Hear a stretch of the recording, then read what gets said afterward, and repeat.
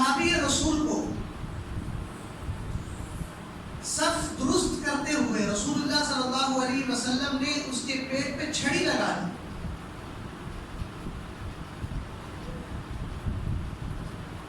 اور اس کو آپ نے تنبیہ کی کہ بھی آپ اس طرح سے کھڑے ہو.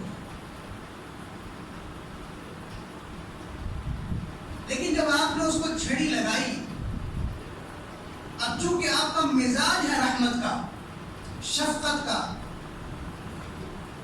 شدت اور سختی رسول اللہ صلی اللہ علیہ وسلم کے مزاج میں اللہ نے رکھی نہیں تھی سوائے اس وقت کے کہ اس وقت ضرورت ہو، کہ جہاں اللہ کا کوئی حکم ہو رہا ہو یا جہاں دین پر کوئی حرف آ رہا ہو،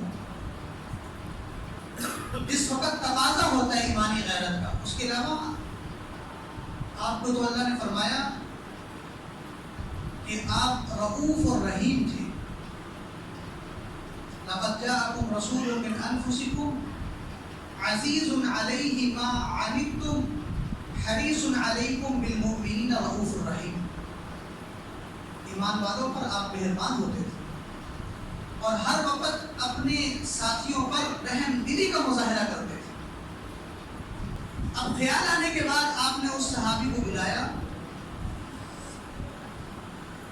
اور اس کو آپ نے فرمایا کہ بھائی صف کی درستگی کے وقت میں نے آپ کو اپنا عصا لگایا تھا آپ کے جسم پر، تو اس وقت میں نے یہ عمل کر دیا، لیکن بعد میں مجھے یہ محسوس ہوا کہ شاید آپ کو اس سے تکلیف ہوئی ہو.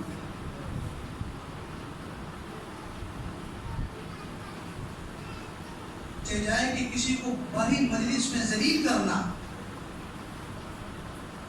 اس کو حقیر بنا کر پیش کرنا، یا لوگوں کے سامنے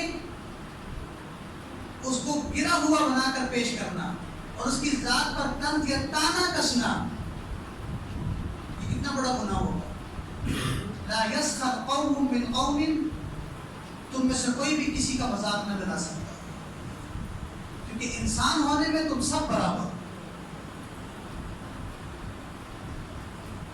عسیٰ ان یکونوا خیرا منہم، تمہیں کیا پتا کہ جس کا تم مذاق بنا رہے ہو تمہاری نظروں میں وہ حقیر ہو، اللہ کی نظر میں وہ بڑا ببرکت اور مکرم ہو.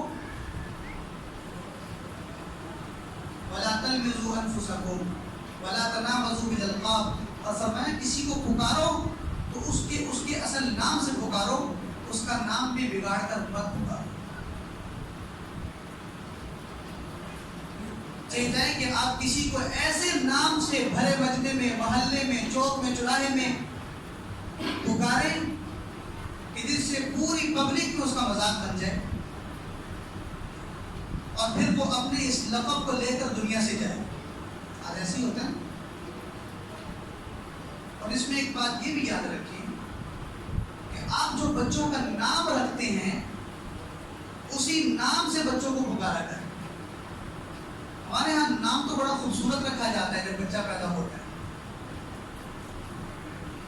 لیکن لاڈ میں پھر اس بچے کا ایک اور نام رکھ دیا جاتا ہے جسے ہم نک نیم کہتے ہیں. نک نیم کہتے ہیں. اب وہ خاندان میں بھی اس نام سے مشہور ہے، محلے میں بھی اس نام سے مشہور ہے. جب نکاح کے وقت آئی ڈی کارڈ دیکھو تو پتہ لگتا ہے اس بندے کا نام تو یہ ہے.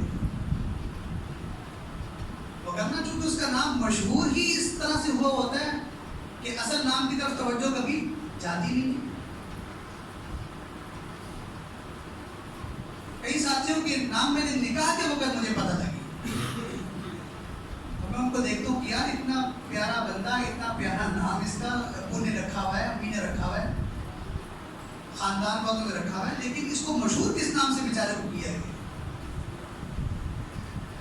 تو یہ بھی انسانیت کا حق ہے کہ جو نام اس کو اس کے ماں باپ نے دیا ہو اس کو اسی نام سے پکارا جائے. اور اگر آپ کسی کو لقب بھی کوئی دیتے ہیں تو وہ ایسا لقب ہونا چاہیے کہ اس کے لیے قابل عزت ہو، قابل احترام ہو. ورنہ قرآن صریح الفاظ میں کہتا ہے وَلَا تَلْمِزُوا أَنفُسَكُمْ وَلَا تَنَابَزُوا بِالْأَلْقَابِ، بئس الاسم الفسوق بعد الایمان. تو اتنی اذیت بھی کسی انسان کو کوئی مسلمان پہنچانے کا حقدار نہیں ہے.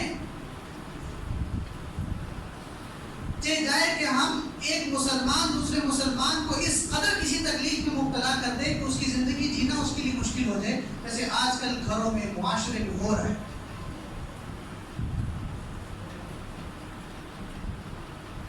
ربیع الاول کے پیغامات یہ ہیں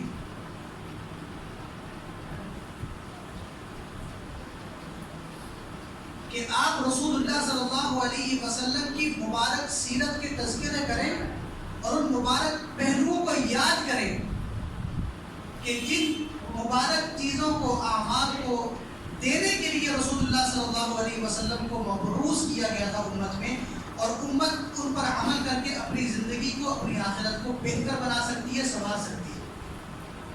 یہ پیغامات ہیں ربیع الاول کے.